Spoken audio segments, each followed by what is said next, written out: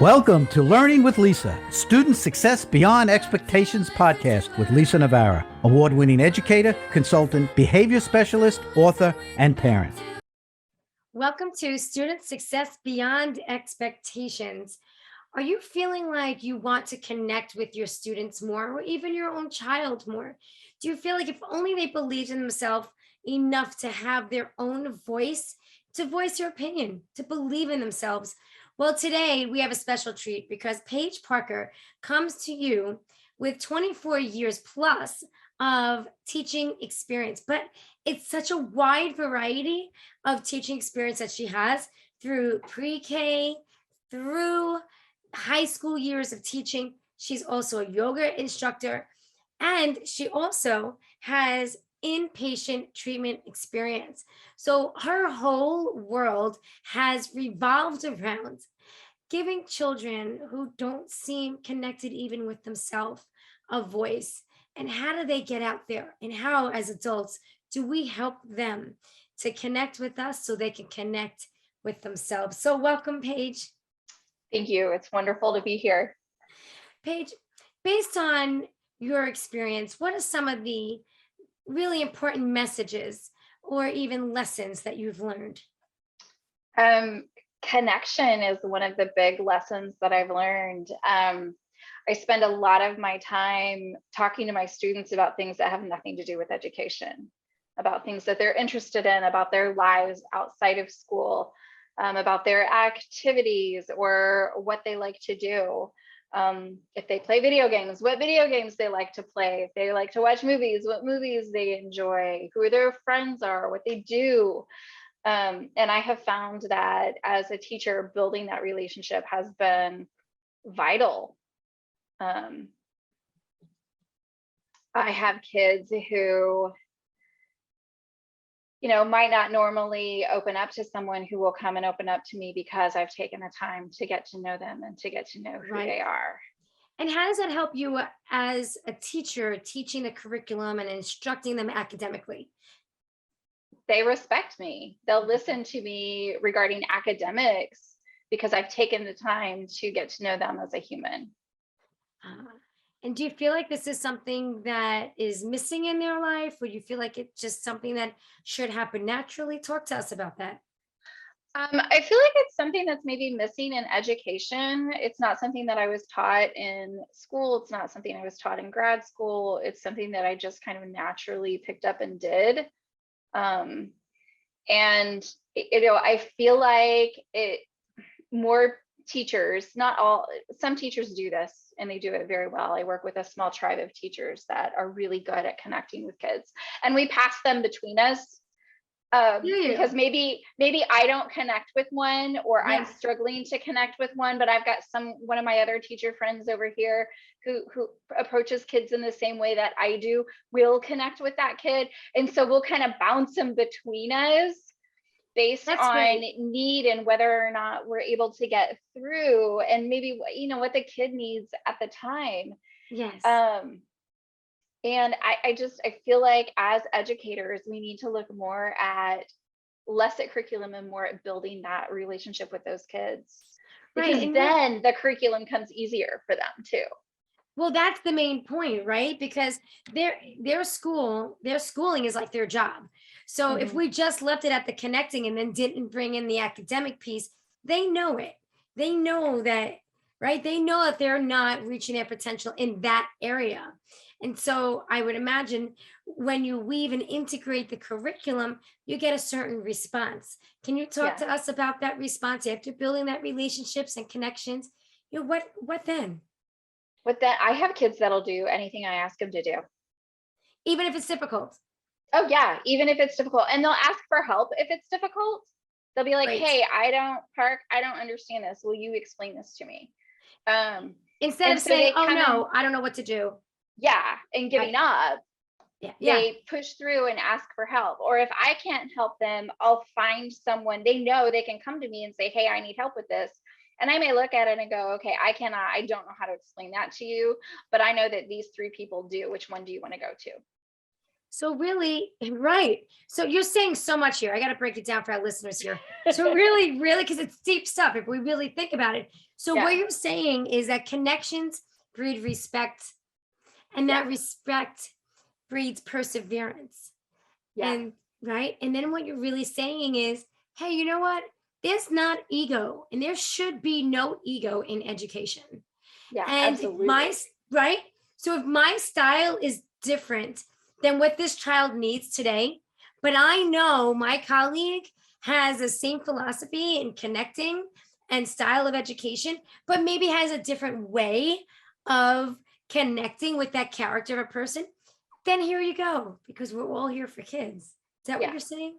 Ultimately, yes, we are all here for kids, and it doesn't matter if the instruction comes from me or from somebody else. It matters that the kid hears and understands the instruction.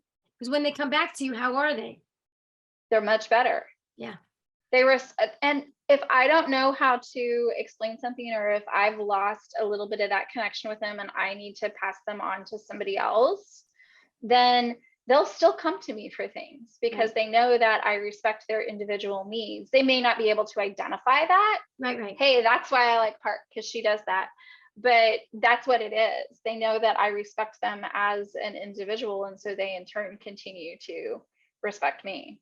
Sounds like there's a certain level of ease and comfort, Yeah. right? And security. And that's and you know what? Mhm. Overall, probably a sense of belonging. And that's what our Yes. kids need. Yes, very much so. That was very, very evident this past school year.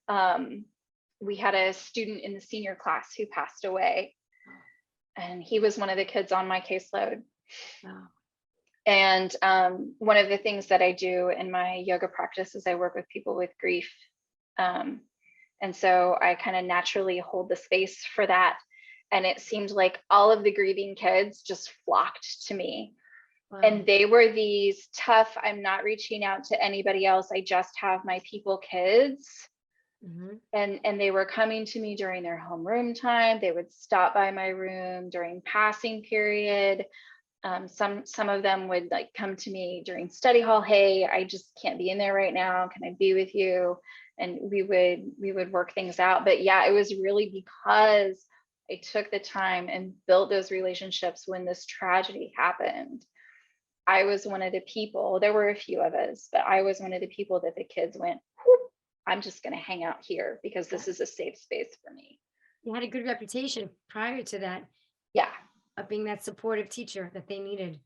Yeah, and a lot of that is needed now more than ever. More very than much ever, so. for There's so many so much reasons. tragedy in schools these days. Right. Right. Talk to us about the treatment program and how that has taught you lessons in the way that you teach others today. That was quite the learning experience. It was fairly early on in my career. I taught in schools for, hold on, I'm counting. It's been Yeah, a while. sure. 4 years. I taught in schools for 4 years. I did kind of a one-on-one thing for a little bit, and then I ended up at the inpatient treatment center for 2. It was a really powerful experience. Our kids were referred by schools and by probation. I even had one kid at one point who he was able to leave, but he didn't have any family or anywhere to go. Oh, So he was there until they found a place for him to go. So lots of trauma, lots of tragedy, just lots of sadness. But then also lots of triumph within the kids. Like they grew in confidence, and it was fun to teach because I got to be a really creative person, and I got to be super creative with curriculum. you had to, I would imagine. Oh, absolutely. And I would pull from everything. Like if we were studying something, we would read about it, we would write about it, we would draw, we would watch videos, we would like every sort of input I could give them about whatever we happened to be studying, I would give them. We would do hands-on activities, we would just all kinds of things. So it was fun to plan for, because like I said, I got to be super creative. Yeah, you're excited. Isn't it great when us as educators get to be excited about Right? what we get to teach and how we get to teach it? Yeah, it's been a while. I mean, talk about when we connect with how we're teaching, kids absolutely connect with what we're saying, right? Oh yeah. And they learn so much more than what we're even teaching. Oh yeah, they take it and they run with it Absolutely. in ways that like we didn't even intend, but they go deeper. And then they'll be like, oh, you know what? I went home and I looked this up and did you know, blah, blah, blah. And it's like, oh my goodness. Mm-hmm. And that's what's exciting. And that's why we got to watch with this technology, not too much. It's got to be a balance. We got to make sure we're not doing all books and going backwards with chalk and talk. We need project-based instruction. We need hands-on. Doesn't matter what age we're teaching. What do you think about that? Doesn't matter. No, it does not matter what age. When I was at the facility, I taught 12 to 18-year-olds. Right. 12 to 18, and you were creative with them. Oh, super creative with them. And they were responsive. And they were there for what reason, Paige? They had to have some sort of learning disability. So a learning delay, a cognitive delay, and an emotional handicap. So lots of mental health, lots of issues. Most of our kids had been placed at an average of 7 facilities before they came to us. Mm-hmm. And it didn't work there. And it didn't work there. They were kicked out, like asked to leave, ran out of, for whatever reason. Right. I don't remember all of the reasons. It's been a few years. But yeah, so, they had all of these failing experiences before they came to us. So finding ways to get creative with them and give them a reason to want to come to school, because a lot of these kids, they've been kicked out of school, they've been suspended, they've been expelled, they've had roadblock after roadblock after roadblock regarding education. And I found that with a lot of kids with disabilities as well. Like they failed their way to where they are half the time. Right. And with no confidence. No confidence. And do you think that they were feeling valued? Oh, no, not at all. Right. So you had told me before we went on air here, you had said that you learned everyone should be valued. Yes, for sure. And by working through this treatment center, that was one of the first lessons that you've learned. Yes, that was one of the first lessons that I learned. One of my all-time proudest teacher moments was when during the summer, things were a little bit looser at the facility, and I would get super creative. Again, I was creative all the time, but I would have like one thing that I focused on. And so one summer I did a bridge building unit, and we built toothpick bridges and tried to break them. But it was a check writing, budgeting activity as well. We read about bridges, we watched videos about bridges, and learned like all of the different designs. And my dad was a civil engineer. He designed roads and bridges, like that was his job. So he came in as a guest speaker for my class. Yeah, it was oh my gosh, so cool. Hey, Dad. Afterwards, my brothers would be like, no, she's just a teacher. My dad would be like, no, you don't understand. Right. Until they see it. So fun. Yeah. He's like, you have no idea what your sister does. That's right. Yes. My dad actually just came into my classroom as well as a guest reader. Oh, and it's great for them to be able to see and then take it out, because we can expand our inner circle too to help raise awareness about these children. So tell us more about your bridges. Right. So my dad came in, and one of my kids came up to him and reached his hand out and said, "Hello, Mr. Park. I'm so-and-so." And it was like, done. I'm done. Proud. Like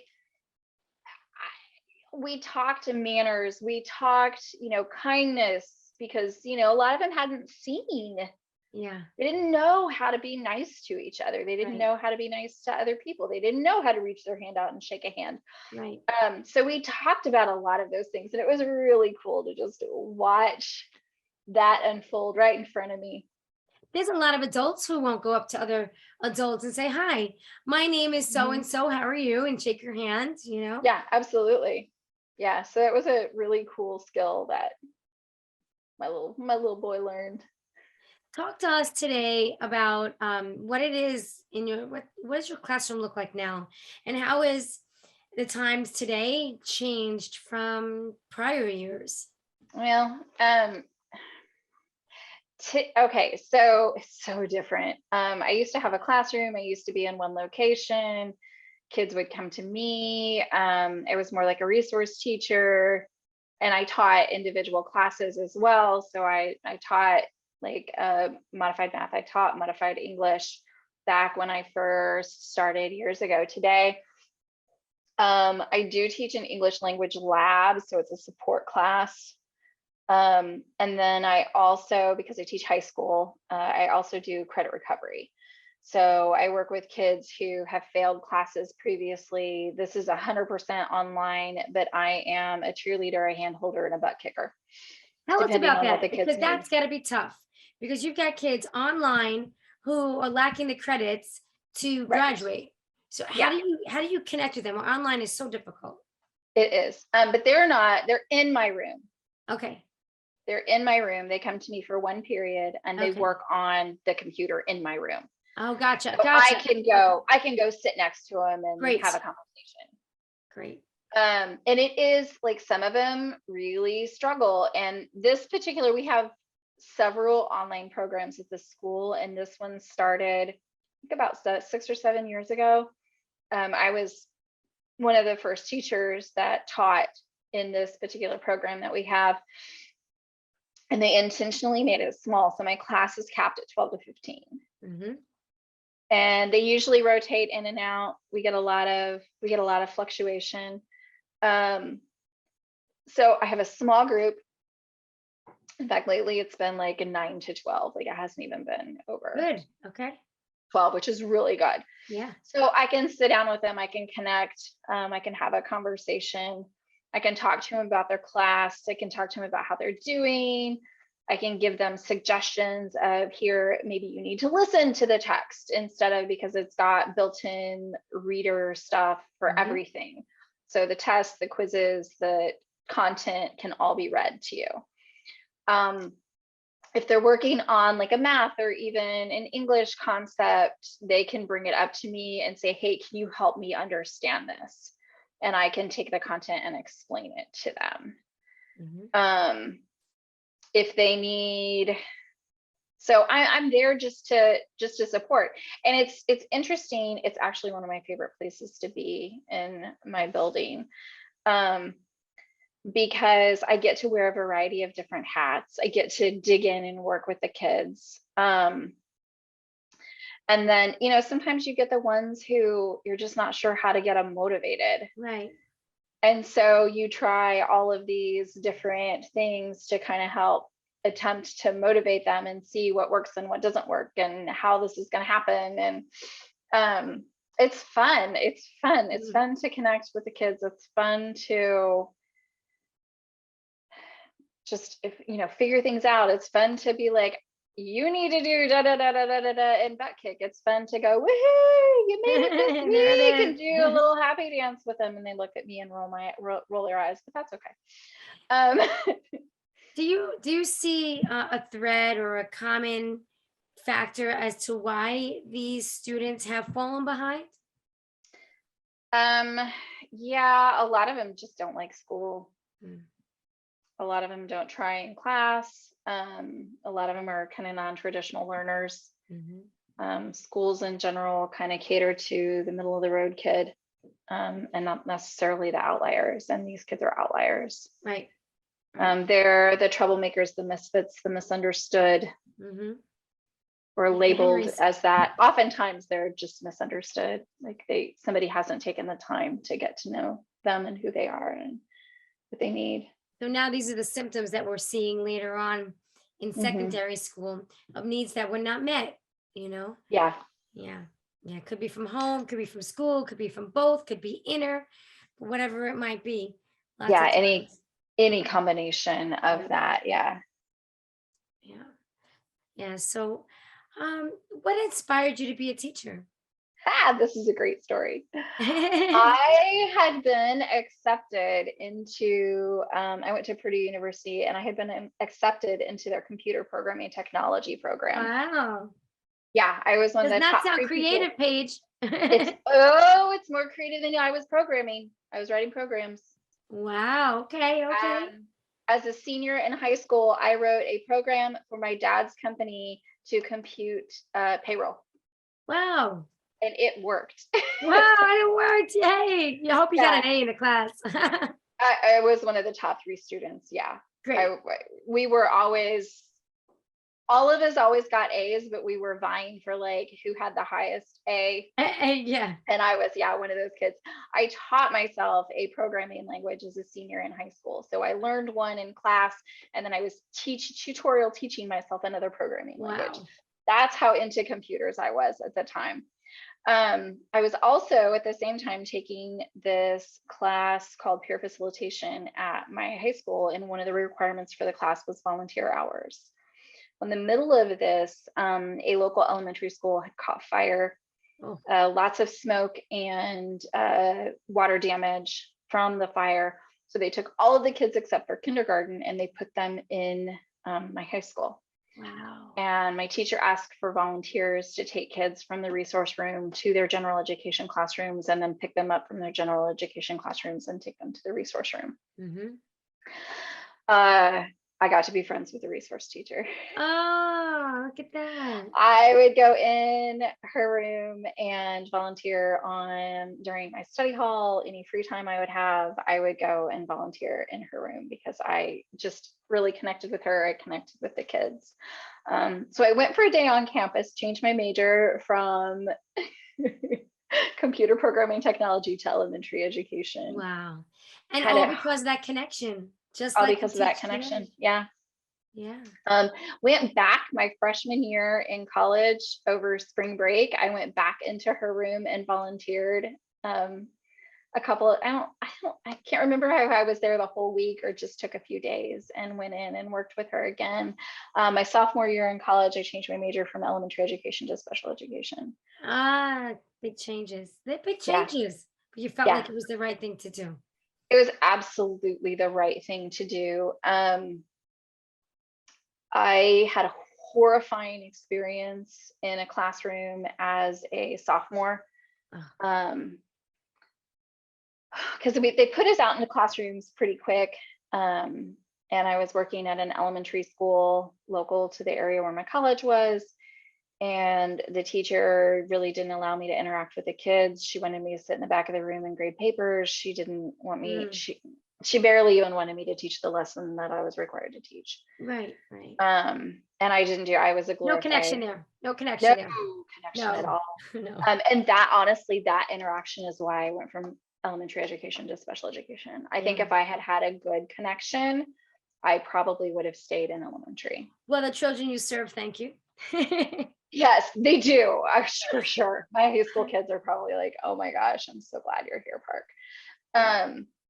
I hadn't planned on teaching high school, had a really great, actually, elementary experience and high school experience for my student teaching. And if it wasn't for that good experience through my student teaching high school, and that teacher encouraging me to go teach high school, I probably wouldn't have. I would have stuck with elementary. And I like the young kids, but there's just something about those secondary kids that. And I understand that we're all made for something, but it's great when we can travel through the grades, because it really gives us, I believe, the perspective of where they've been, where they're going, how they are developmentally, and it just makes us grow too, because we have to be effective. Oh yeah, absolutely. Well, and it's kind of fun because the district I'm in now, I've actually been there for 19 years. And the first 9 years I taught elementary school. That's nice. So when I started high school, the kids who were my first and second and third and fourth graders were in the high school at that point. So I got to see them and see them transition. And it was my favorite moment. I walked into, at that point, we were collaborative teaching. And I walked into a ninth grade, I was all ninth grade English. I walked into a ninth grade English class and I saw one of my kids that had been mine from first through fourth grade in elementary school. I saw him sitting in the classroom and I poured through the list of kids and teachers of record to see if I could find his name, and his name wasn't on there anywhere. And I was like, okay, so I messaged my director. I was like, look, this kid is not on a list anywhere. He's got special needs. He's identified. Put him on my caseload. Right. And I called mom to set up the move-in. I called mom to set up the move-in. Hi, it's me. Hi, remember me? Oh my gosh. She was so relieved Yeah. that it was me, because they had a really rough experience when he transitioned from elementary to the intermediate school, and they ended up pulling him and putting him in the local Catholic school instead. Oh, that's what happened. Okay. Yeah. Look at that. Because he had a really rough intermediate experience, and mom made him repeat a grade and pulled him and put him in the Catholic school, which was really good for him. He needed that smaller environment. He did really well there. And then, he made it through high school. He graduated. His mom, I'm friends with his mom and him on Facebook, but every once in a while she'll message me, here's what our boy is up to. Oh, that's fantastic. He still calls him our boy. Oh my goodness. Now there's a connection there too. It's so important. It's beyond. And I think that sometimes it's really important for administrators to realize that as educators in the classroom, sometimes we feel very pressured. We feel pressured to meet their mental health needs, to meet their behavioral needs, to meet their academic standards and needs and testing. And sometimes I think it's important to say, listen, get the priorities first. And those priorities are to connect with your students. Those priorities are to make sure that they have the strategies in how to learn. And the rest will come. Just work diligently on both areas. And don't you think that's an important message? Yeah, that's a really important message. Yeah. Because schools feel like they have to be all things to everyone. Right. And honestly, if you focus on those two areas, right. A lot of the rest of the things will work themselves out. They do. Anxiety will decrease, depression will decrease, because they've got tools. They feel seen and heard. Yeah. And understood. Like you. Yes. Oh, absolutely. Right. And understood. That's the biggest thing. So talk to us about yoga. How did this come about, Paige? Yeah, that's another good story. So I took my very first yoga class as a college freshman getting a PE credit. And yoga has kind of woven its way in and out of my life for years. And a few years ago, my school did a program where they partnered with a local yoga studio, and they offered discounted classes. And I started back. I needed that particular movement, and I absolutely loved this particular teacher that took those classes. She's actually had dinner with her the other night. I consider her one of my first mentors. She's the reason I did yoga teacher training. Yes. And so I started taking classes with her, just that one. And then I expanded and joined the studio and started taking more classes with her. And I just absolutely loved that space. Well, in the meantime, I'd done a lot of reading, I'd done some research and learned the power of yoga and meditation with kids, especially kids who have behavior problems or mental health issues. And so I had conversations with her. She was going to do a 200-hour yoga teacher training. I decided I was going to sign up for that. I actually ended up, she moved her training. Actually, I don't even know if she did her training because COVID and the shutdowns hit right about the time she was supposed to start, but she had moved her training to fall, and fall didn't work for me. So I kind of lost track as to whether or not she even did it. But I had signed up to go to Costa Rica in July of 2020 to do a 200-hour yoga teacher training with a fantastic group. And because everything shut down and Costa Rica closed, she flipped her model to an online model. So I did a 200-hour yoga teacher training. Wow. Fully intending just to take it and to write curriculum for specifically secondary kids.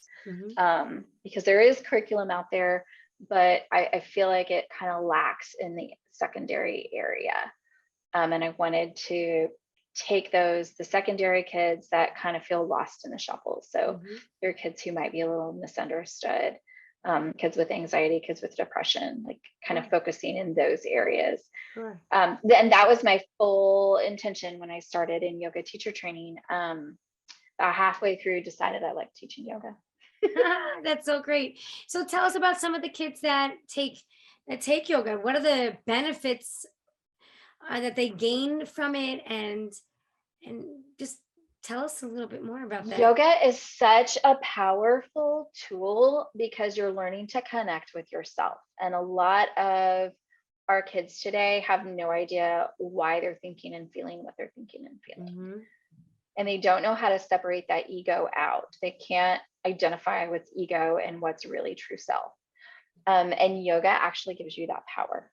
It teaches you how to connect with yourself, how to connect with your breath, how to connect with your body, how to notice like what's going on in your body. Like a lot of our kids don't even know what it feels like when they're anxious.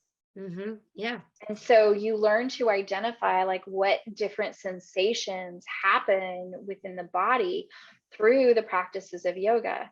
There are 8 limbs of yoga, and only one is the physical practice.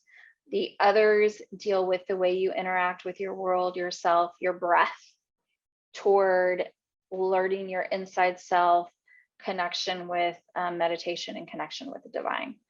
So it's really a powerful tool because there's so many facets to it. It's not just here, do these postures. It's here, take this physical position, feel how it feels within your body, use your breath to help your body. Well, you have to keep structure, but you also need to relax and not fight the pose sometimes.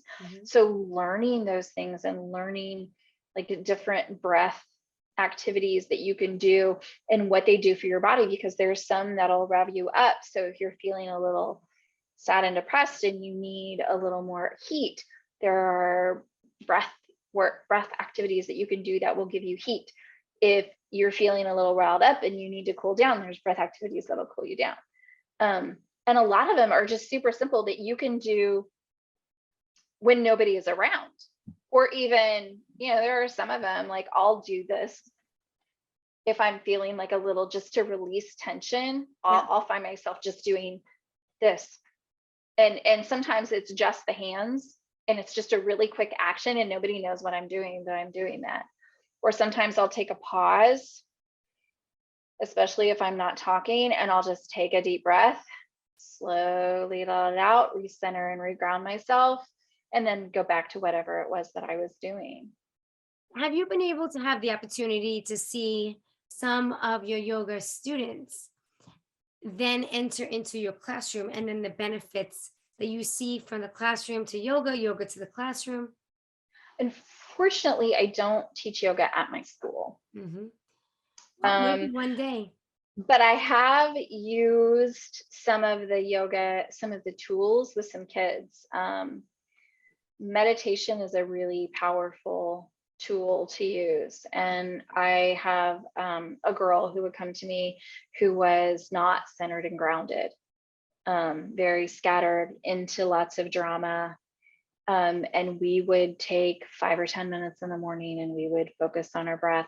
I did do, and I would guide her through just a small meditation. And she would leave feeling better. Now she would get involved in a lot of the drama, so it didn't last very long. And she would only come to me when she was at that state, which I kept telling her, this is it's a practice. Like you have to do it even when you don't feel like you need it, because then when you do need it, you've been practicing and you can use the tools yourself. Like you don't need me. So my goal is to get them to not need me, because you can do this yourself. I did partner 3 years ago with a math teacher, and we did a guided meditation with the students of her first period class.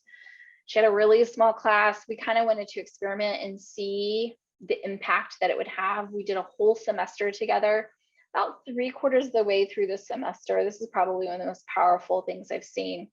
And this was just a simple systematic relaxation. So you tense and release the muscles, guided meditation. That's all it was. And we gave the kids the option. We said, if you can not participate, like you can participate, you can not participate. It's completely up to you.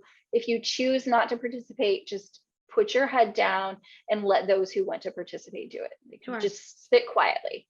Sure. Don't even do, it was a math class. So it was like, don't even get out your Chromebook. Don't do your math spell work. Like, don't do anything. Just sit quietly and allow whoever wants to participate to participate. So we had one, and he was one of the ones that kind of bucked it from the beginning. I was like, I'm not going to do this. Well, apparently he ended up doing it. And one of the things I would talk about is how you choose your mood.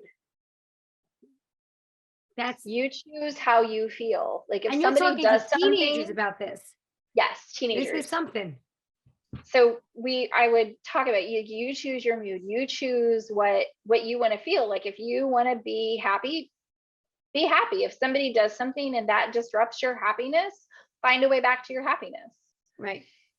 And so 3/4 of the way through the semester, this kid comes in. The teacher's like, Paige, you have got to hear his story. And he's like, I was going along the other day and I was having a really good day. And you know, these things are happening and everything's fine and I'm happy, and then something happened and it wasn't fine, and I started to get mad at that thing, but I decided that I didn't want it to ruin my day. So I just decided to be happy again. Change your thoughts, change your perception, emotionally self-regulated. Thank you very much, right. Mrs. Parker. Awesome. That's fabulous. Yeah. You know, kids have a lot of control once they really embrace the skills that they believe in. They believe in for themselves, right? Oh, absolutely. Well, and I don't know if you've seen this in what you have done and how you have worked with kids, but there's so many things that kids can't control that if you show them what they can control, it's a whole new world for them. Whole new world. I had an experience to that point today. I have a client. I've seen him 5 times. He's in 1st grade, going into 2nd, and apparently they were going in the pool. And when I asked Mom, well, how was your week and whatnot, she goes, I overheard him saying, I can and I will. I can and I will. When he was lowering himself on a ladder into the pool, because the pool was so cold, but he wanted to go in it. And he's learning, because what we do is I can and I will, and then we go from there. I'll use my tools, use my strategies. So she says to him, I hear you using self-talk and it's working. You're in the pool now, you know? So yes, yeah, absolutely. Yeah. And they take it for what works. And then when they need to apply it for what our objectives are as their teachers, they run with it. So to close, Paige, do you have any advice or any last words that you would like to share with the listeners?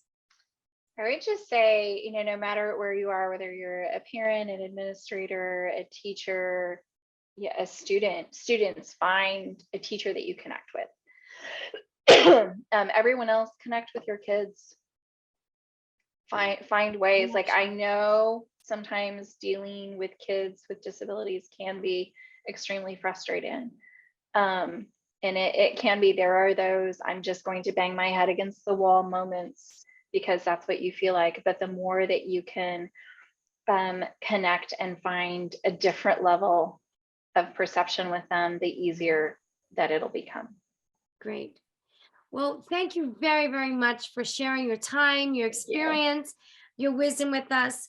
You have a lot to share in how to connect with children and the different ways and the benefits that having that voice from within when they're a child really helps to benefit them as they move forward in their own life. So thank you very much, Paige. Thank you. Thank you for listening to the Student Success Beyond Expectations podcast, where school leaders, educators, and parents meet on behalf of children who struggle with learning.